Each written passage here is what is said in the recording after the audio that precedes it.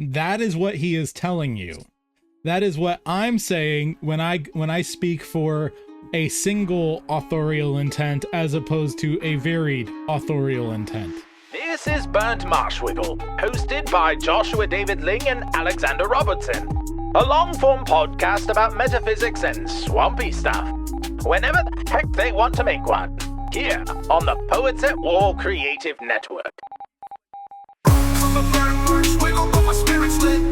Realities are real, but I won't quit. Imagine the real, I choose what I feel. Yarny in my heart, that's the realest deal. I have to say, it's kind of nice how Discord does that. How it will like pause and then play back everything that was said properly instead of like how phones will. Yes. Agreed. Will do. Definitely. Because phones, you miss it, it's just gone. Right.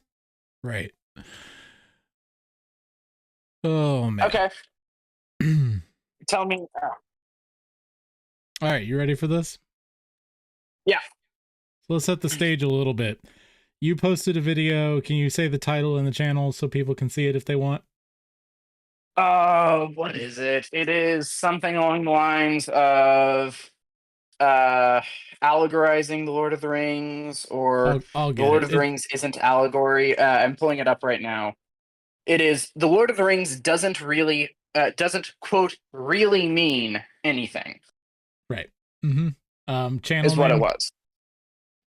Channel name is MEEPTOP, Meeptop. Gotcha. Never heard of him before. He just popped up in my recommended feed because Lord of the Rings.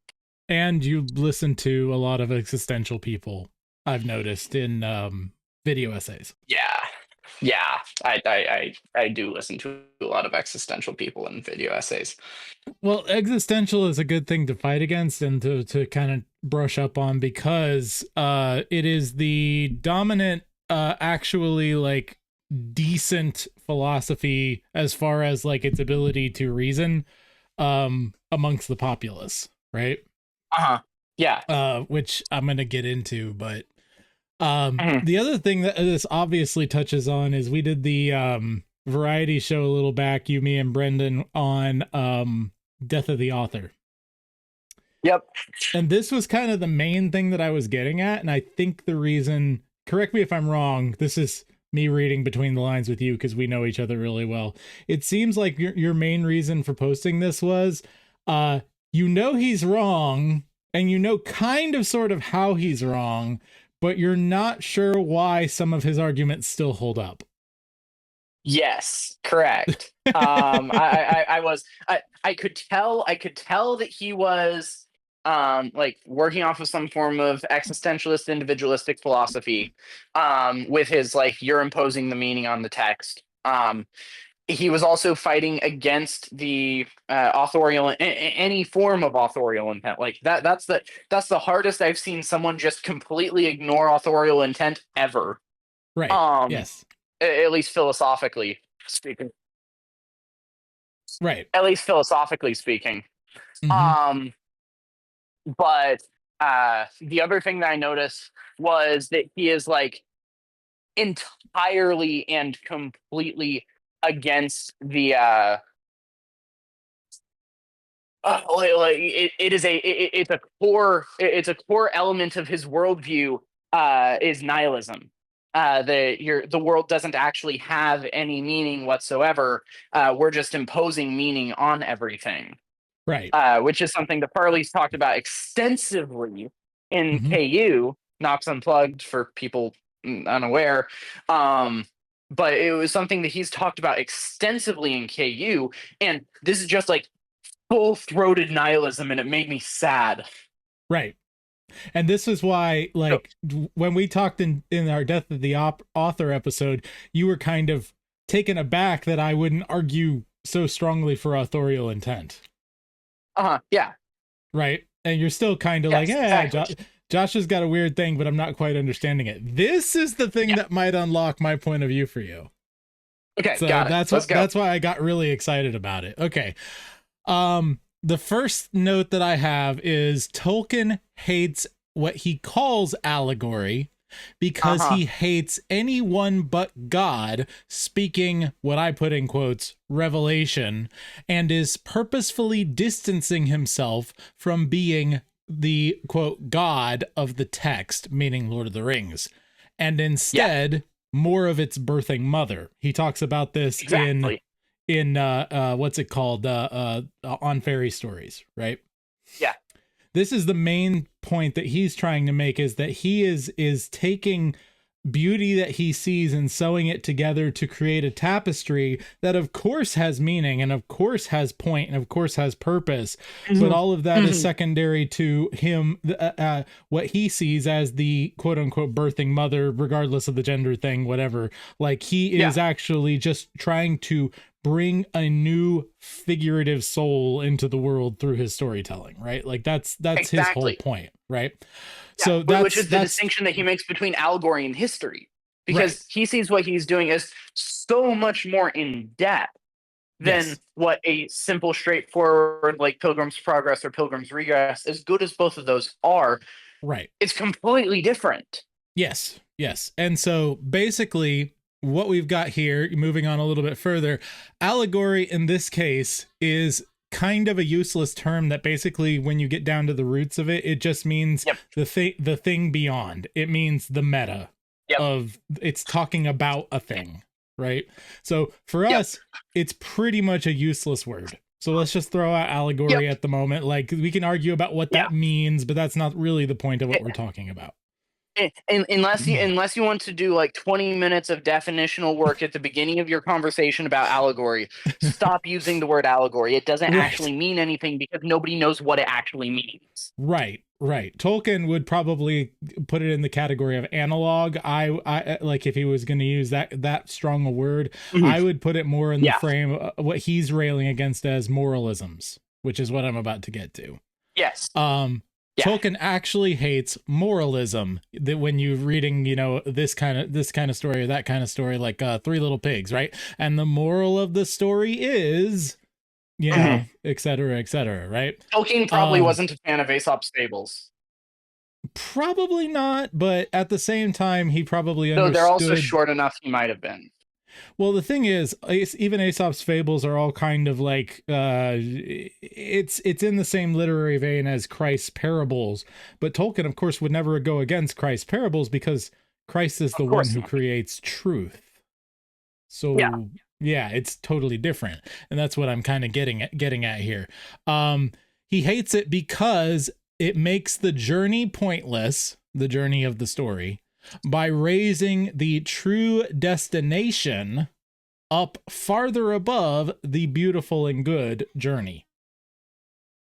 This is why Lord of the Rings is just a walking simulator. Why? Because he's talking about a walking the importance simulator of the journey. Walking simulator. Yeah. Because he's pointing out the importance of the journey to the story. Oh, absolutely he is. But yeah, we're gonna go even further than that in a minute. There is, he uses our video man, or video essay guy, uses a phrase in this one called the authorial audience. He's taking it from someone else who's written essays, blah blah blah. It's some academic phrase that they're using, and he describes the authorial audience as the people who know the true meaning that Tolkien meant, that who existentially put his own emphasis on this story, and thus all the people who get it right can kind of get together and be in a club and love, and he's showing bits of the Fellowship reuniting in Rivendell to drive this point home, which I thought was very smart. Yeah. In that, it's an excellently put together video essay. It really is. Very well done. Very well done. There is only one authorial audience. This is me speaking. There is only one authorial audience, and it's not created by the writer of the fiction. It's created by the author of truth, beauty, and goodness itself. Yep. You following me? Yeah. Okay. So, following up Do I need to pause this Yes, for a sec? I'm understand. Yes, I'm getting exactly what you're saying. Nope. Okay, cool. All right. I guess I can further move on from that, but you get the point. There's a narratival there's a narratival connection to this in Lord of the Rings. The thing that he seems to be saying about the authorial audience is that the authorial audience is the audience that the author intended to write toward, who will understand what the author is saying. Yes. So it starts out as like Luke, whenever he's retelling the Olivet Discourse, doesn't or goes through and explains this is what the abomination that causes desolation is. Right. He writes it out and says, whenever you see Jerusalem surrounded by armies, because he knows that his audience doesn't understand what the abomination that causes desolation is. Right. Matthew, because he's writing to a Jewish audience, his audience is that, and the authorial audience understands that, and he doesn't explain anything. But there is, in real life, only one true authorial audience, and it's the ones who understand the author of everything. Yep. That's the point I'm making. Yeah, exactly. That was the point I was making in the Death of the Author interview or conversation was, yes, there can be an authorial audience for those who know the deeper meaning of XYZ type thing. And, there's a lot of that with Peter Jackson's Lord of the Rings, particularly with Peter Jackson instead of Tolkien, where it's like, oh, Aragorn kicked the helmet, whatever. Like these are the meta stories there that help you enjoy the film more. Right. And you can be in a little club about that. Yeah. Those exist, but they're not truly an authorial audience the way our essay man wants to put it forward, because he's trying to get to what does Lord of the Rings mean. You following? Mm-hmm. Okay. Hi, Casey. How we doing? Yeah, he's taking the term. Do you need a minute? I don't think so. Okay, we'll do what you're doing. Go ahead. Thread, right? I don't have needle and thread. No. Okay, go ahead. He's taking the term authorial audience that I think legitimately could be useful, and it seems like, at least I haven't read the papers that he's citing. I might need to, but it seems like he's taking the term that might have some use and running it through his nihilistic existential lens and completely stripping it of all meaning, because that's what nihilistic existentialism does. Yes, but I think at the same time, given the I know some of the names that he is citing, and I know their worldview, and I think that the point, I can't be for sure on this, but I think the point of this authorial audience concept is to, like I said, drill down on what is the meaning of the thing, right? So someone who would affirm authorial intent in their mind would also affirm an authorial audience, meaning Tolkien is the leader and creator of said authorial audience, and thus anyone who wants to say anything about Lord of the Rings has to follow his rubric for interpreting Lord of the Rings, which Tolkien himself is saying there is no authorial audience, basically, like based on the concepts we're going with, right? And so but that's what Tolkien means whenever he says there is no, it's not now allegory. Right. He's saying, I'm not going to tell you what it means. Right. It has meaning, but it's not. It has meaning. It doesn't have a meaning. Right. But the thing that Tolkien is implicitly telling you by saying that is that its meaning does not originate with me. Yeah. Where does it originate, Alex? God. That's right. In the world that God created. Natural, like revelation, natural and special. Yes. That is what he is telling you. That is what I'm saying when I speak for a single authorial intent as opposed to a varied authorial intent. Okay. Are you following what I'm saying? Yes, I believe so. I am saying all authorial, not only is Tolkien by saying that his authorial audience doesn't exist because he didn't create it, right? I am taking it one step beyond Tolkien and saying there is no work. This is Van Til. This is essentially taking Van Til to fiction, right? There is no work that actually has an author created and certified authorial intent, because nothing an author says about their own work actually has any revelatory value about God's world, truth, beauty, or goodness at all. Okay. So I am saying that what Tolkien says about his work is true about all works. Interesting. Does that make sense? Would you say that is true? Okay.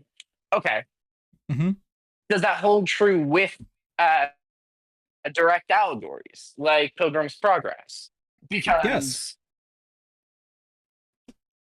Of course it does. But the reason that holds true with Pilgrim's Progress is because of how the story was written, and that it can't be interpreted in any other way other than the meaning that God has given to it by.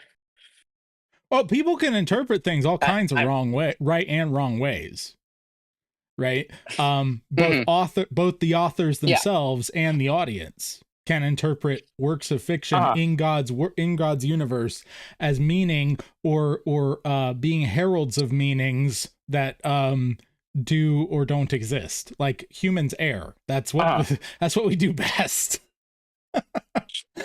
And so my point is that's what we do best. You should clip that. You're right. But that's a good line. But that's exactly my point is anything that is true of Lord of the Rings is true outside of Lord of the Rings.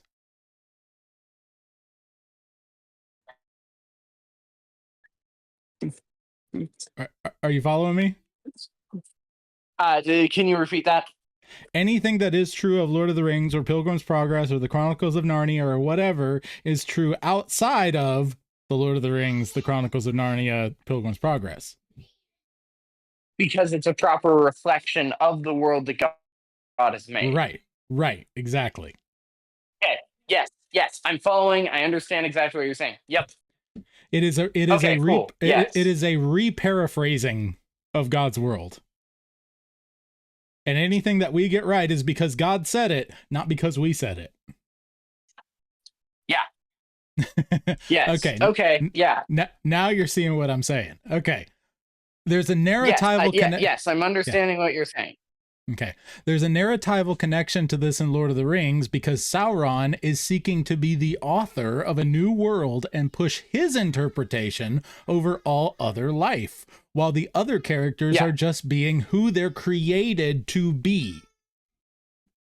Yes. This is one of those things that the existentialists, including our video guy, don't get, because he makes a little offhanded comment about Aragorn being the king, right? And isn't the king just asserting his own power and dominance? It's all a power game, right? Yeah. But he's missing the fact. Yeah, you can't actually have peaceful unification under a monarchy.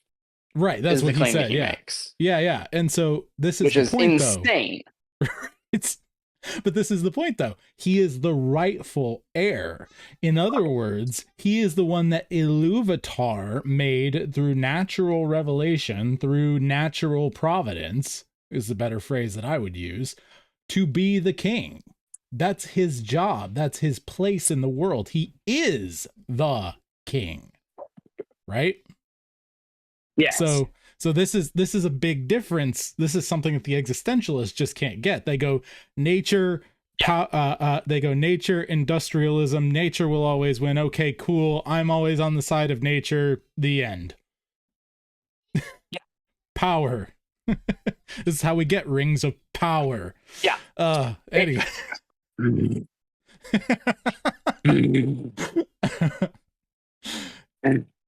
He said growlfully. Growl, he said growlfully.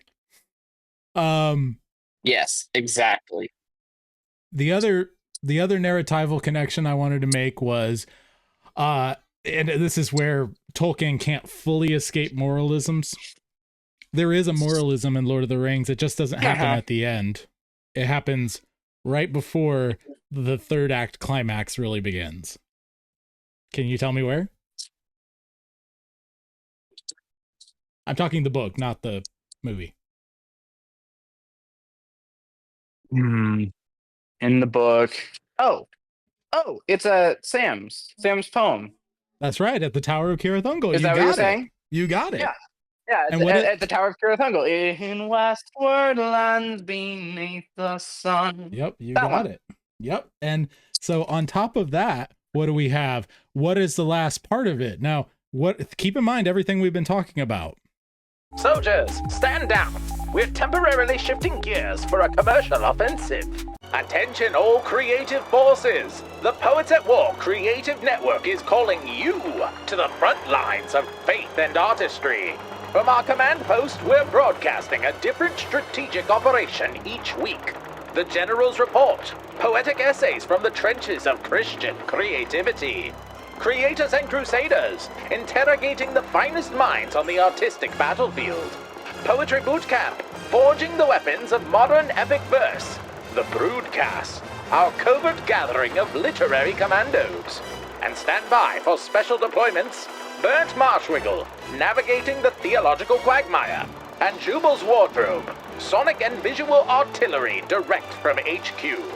The war of ideas rages on, and we need every creative mind on deck. Tune in every Friday to join our ranks. Your orders are as following. Be your family's bard. Do not turn to the right or to the left, and the Lord will be with you wherever you go. We'll see you in the trenches on the Poets at War Creative Network. Hello, I'm Sarah Levesque, Editor-in-Chief of Logo Sophia magazine. I would like to invite you to explore our Pilgrim's Journal of Life, Love, and Literature, both in visual format and in podcast format. Our goal is to help bridge the gaps between different Christian denominations and traditions. Please visit our website at logosophiamag.com to read or listen to stories, articles, poetry, and more, all for free. We look forward to journeying with you. Citizens of the free world, sound the alarm! This is your cultural dispatch from the front lines of creativity. General Joshua David Ling and his valiant Poets at War are locked in an epic struggle against the unholy trinity of artistic oppression. First, we face the insidious forces of boredom, turning free minds into enslaved masses. Second, the creeping plague of mediocrity, shackling storytellers with the chains of the mundane. And finally, lurking behind it all, the ultimate adversary, Satan himself, weaponizing tedium to ensnare the world in sin and sloth. But fear not, our band of bards stands ready, armed in the military styling of Tolkien and Lewis to combat the axis of ennui. Introducing Feed the Bard, one important way to support the ongoing efforts of your Poets at War. Your support keeps the Poets at War Creative Network a bastion of artistic freedom, accessible to all. From epic poetry to stirring stories, we are crafting art that shatters the shackles of the humdrum.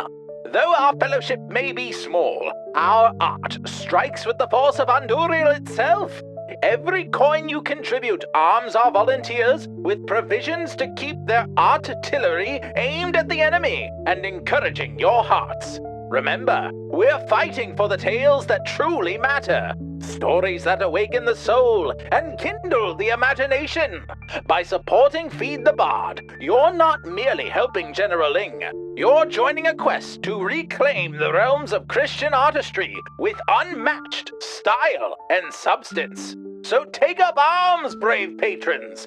Feed the Bard today, and let us vanquish the forces of dullness with the combined powers of truth, beauty, and goodness. To support, please visit joshuadavidling.com/feedthebard. Feed the Bard, tuppence a bag. And we're back, my loyal soldiers of artistic expression. We've been talking about God and what he says over man and what he says. Above all shadows rides the sun, and stars forever dwell. I will not say the day is done, nor bid the stars farewell. The only power Sam has is to say what the creator is saying. Yeah. You follow me? Yes. Yeah. And so he literally puts it there. Yeah, go ahead. No.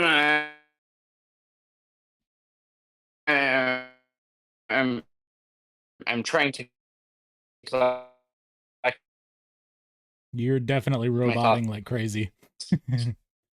He's. This is why Tolkien wrote literally the because he. Say what? Dropping. Sorry, you were roboting a lot. Yeah, one sec. Sure. I'm switching over to the iPad. Okay. While he's doing that, folks. Mm-hmm. There he goes. Almost. Oh, he's almost got it. Okay, how's that? Good for now. You were thinking and trying to come up with something. Go for it. No, I'm thinking, trying to figure out how to say the things I'm thinking. But this is why Tolkien wrote the literal, actual Christian God into the Lord of the Rings, into the Legendary. Like, yeah, absolutely. Istar is Yahweh. Mm-hmm. Like it's not even a question. Not at all. Which is why it can't be allegory.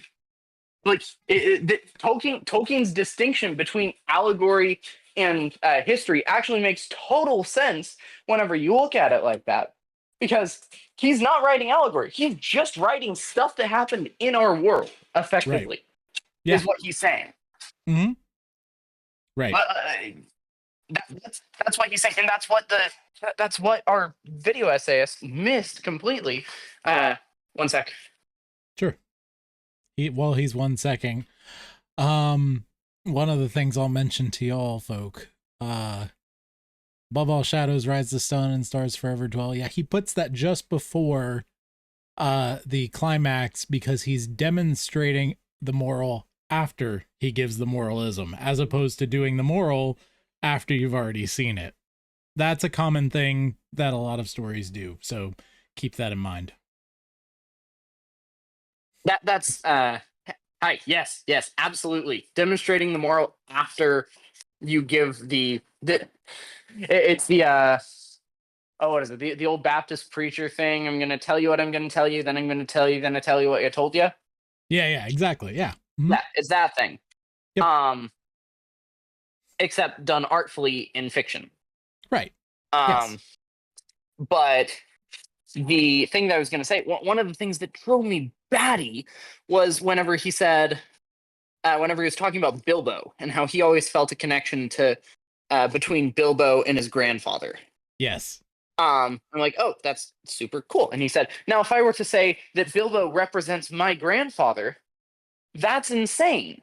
Right. Because obviously Tolkien never knew my grandfather. Probably. Right. They were technically both British, but probably never knew his grandfather.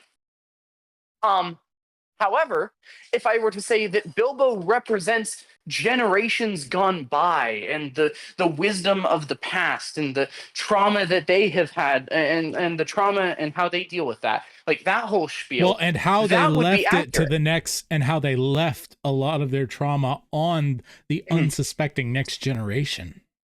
Exactly. I'm like, no, that's also wrong. Bilbo doesn't represent generations gone by. He is generations gone by. Yes. He is Frodo's uncle. And therefore, you can draw that. You can say, oh, he's Frodo's uncle, like my grandfather. Right. It's a simile, not a metaphor. Yes, that is true. But I do think that there is more in the meta allegory field, whatever you want to call it, that Tolkien is demonstrating by using Bilbo in that way. Yes, there's definitely more than just Bilbo, by saying Bilbo. He's actually talking about his own regret at not having truly won the war to end all wars, which couldn't have been won anyway. Right? That's really what he's saying to Christopher, right? But that's one level. That's one level. Yeah.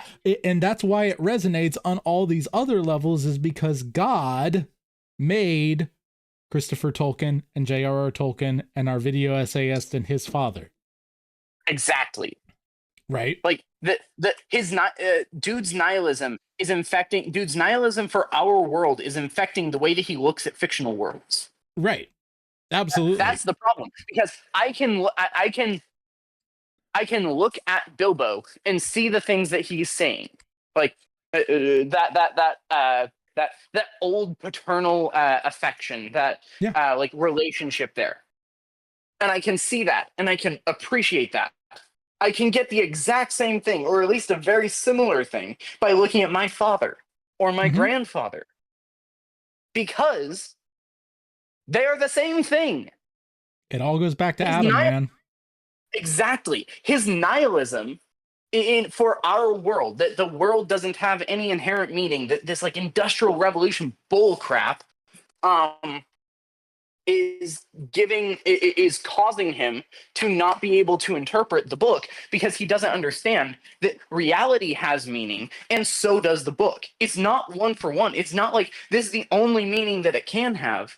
It is that this is one of the meanings, because the world is packed to the gills with meaning. Right. So, this is one of the reasons existentialism plus common grace equals amazing lies and half truths. Yep.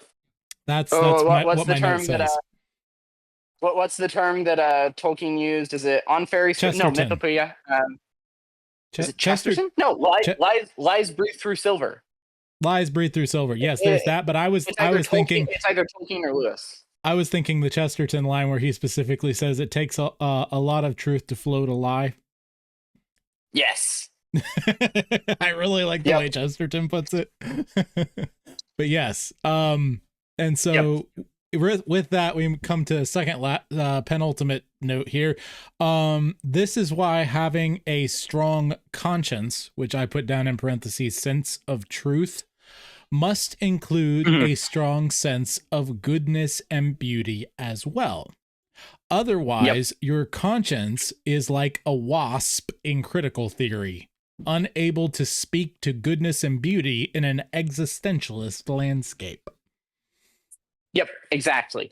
Right? So they use the same rules on you. The existentialists use the same rules on you for goodness and beauty that the social justice intersectionality people use on white Anglo-Saxon Protestant males, right?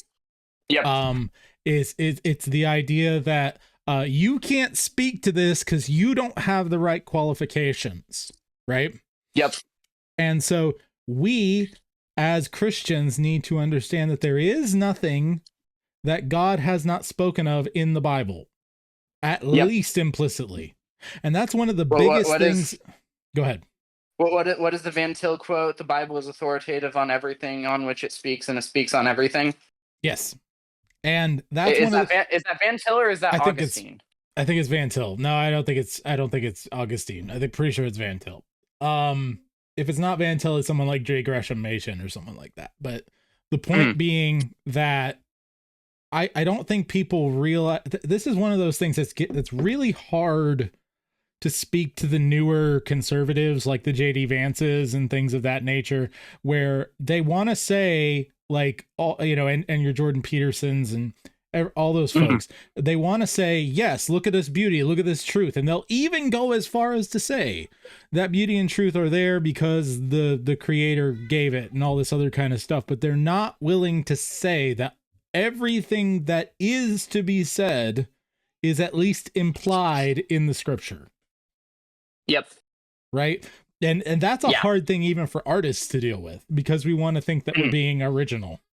We're not. Yep.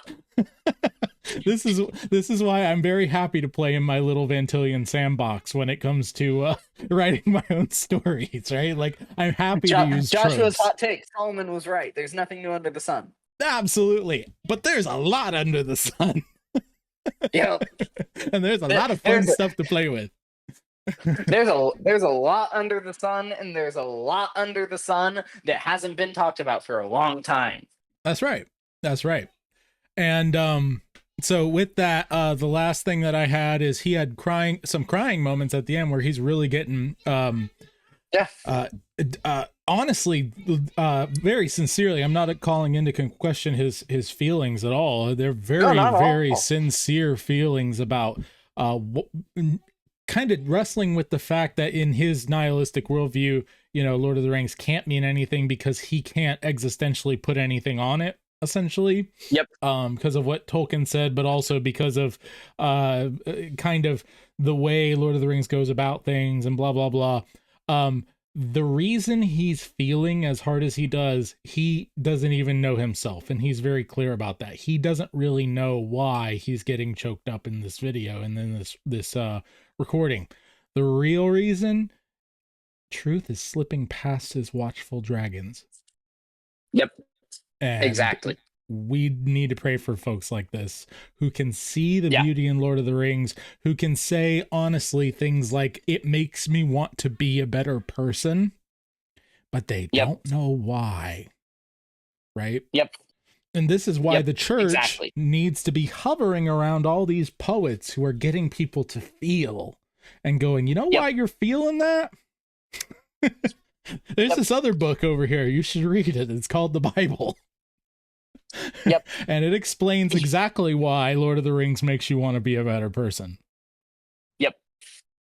So, we need to be able to speak the language of the artists. We need to be able to speak the language of the poets, which means we got to kind of stop doing some of the stuff that we're doing that we think will help but won't actually help, and spend some time trying to become literate.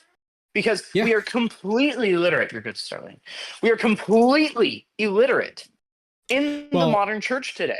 Well, you say that, and it's true, but the illusion of literacy comes from seminaries. Yes. Because they're really literate in one area, systematics. I've said it. I've said it before. I'll say it again.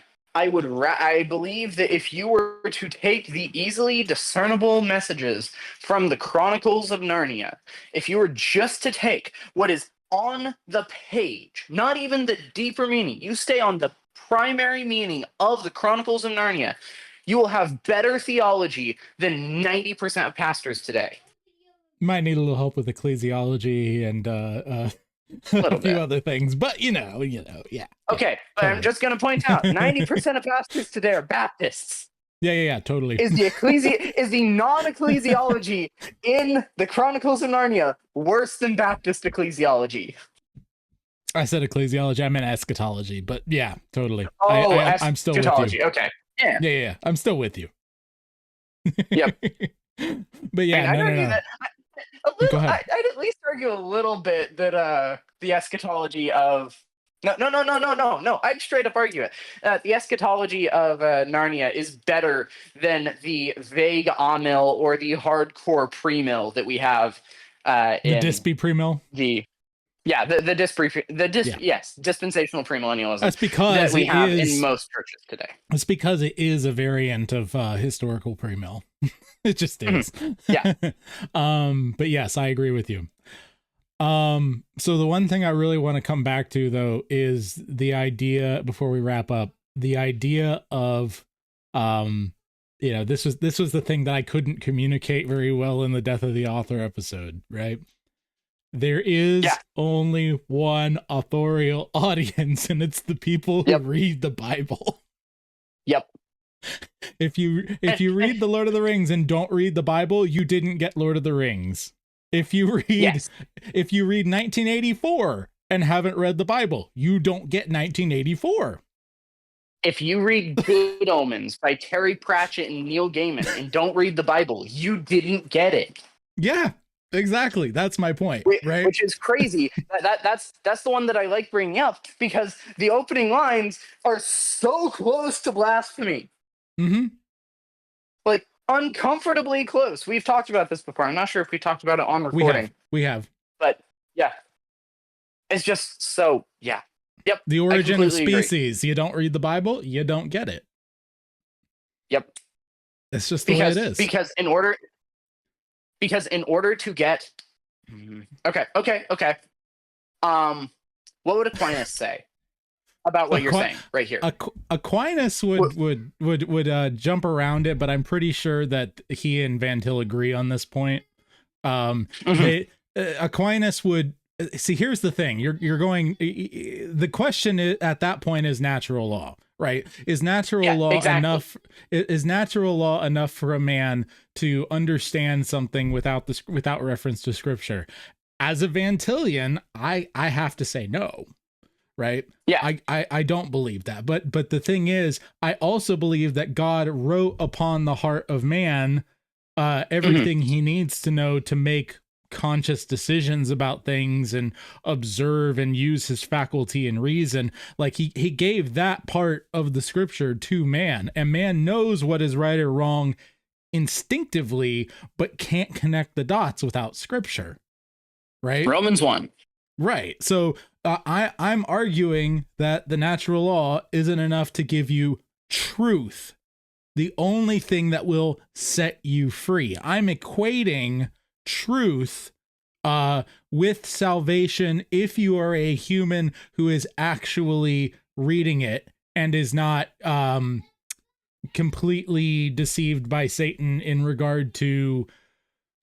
It's hard to say because I don't know. I really don't know if because I haven't seen the inner heart of man to know this. I have a fictional character written this way, Red Death, but I'm really unsure if a human being, a lot of people will go, Satan knows the truth and yet he's Satan, right? Mm-hmm. I believe that can be true of an angel for sure. Oops. Mm-hmm. I didn't mean to do that, but okay. I'm not 100% sure that can be true of humans or not. The question is God? You're not sure that you can have a human that knows the truth, like actually knows it, right, and still spits in the face of it. Correct. Simply because, I feel like some amount of deception there's a certain amount of deception that kind of has to take place if you truly know that God is good. Because we're literally made for being in the presence of God. Interesting. So the question is there a point at which, and I'm not saying like there's not someone who can say that, who can claim it. Right. Totally. Yeah. I think there's totally people who can make the profession that they know exactly who God is and they reject him. Right. And I believe that there are people. Right. And I believe that there are people who totally reject God in their hearts. But a lot of the time, the question is, how much of that is actual still deception as to who God is. Right. Mm-hmm. So. Yeah, I don't know. That's a whole question for God, I'd say.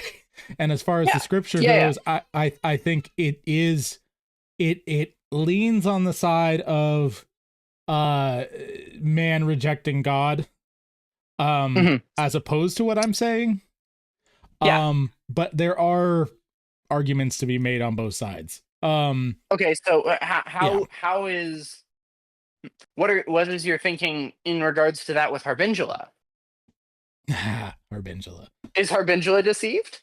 I think Harbingula is. I don't think Red Death is. I think Harbingula believes ecstasy and glory that really exists in the Father in the Trinity can be achieved through carnage and chaos. For those who don't know, Harbingula is one of my characters. So interesting. Yes. So I think she is glorifying violence and chaos to the level of godhood, and thus she is deceived. I would not say that of Red Death. I would say Red Death is fully and completely conscious of his own decision. But it's really hard to, as a Christian, imagine fully what that looks like. I have a hard time with it with Red Death. It's something to wrestle with because it's just so completely antithetical to the way we think. Yeah, this is verging on Tolkien getting mad at Lewis for Screwtape letters. Right. Yeah. Exactly. That's what you're talking about here. Right. You're talking about that. I don't even want to be thinking this way. Like even in theoreticals, this is scary for me. Yes. It's the old poem that I always reference, Invictus. Yes, so, Invictus. Yeah. It's Eugene going in the imagination station and experiencing death as a non-Christian. Right. Yep. Yeah. So there's a lot there. Like I said, I think Aquinas would lean more on the natural thing and go, hey, I don't know. But I think that ultimately, if you push hard enough, the only way that you can confirm if something is true is by using scripture. It's the only way. Because natural revelation can be deceiving. Yes.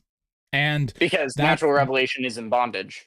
And that's the whole point of Vantillianism over against, more natural law discussions. Aquinas is basically there.